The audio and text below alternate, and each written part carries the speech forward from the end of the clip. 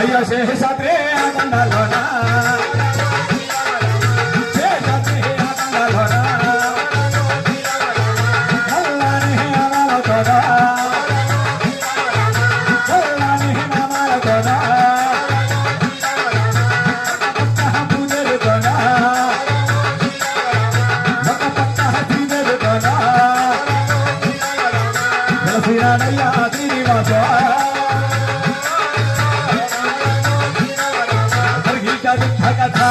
అలా ఒక పక్క భూదేవి ఒక పక్క శ్రీదేవితో కొలువు తీరి ఉన్నాడట. అలా కొలువు తీరి ఉన్న శ్రీనివాసుడు ఈ భూ ప్రపంచాన్నంతా తిలకించి చూస్తూ ఉండగా ఎవరు కనిపించారయ్యా? ఎవరు కనిపించారు?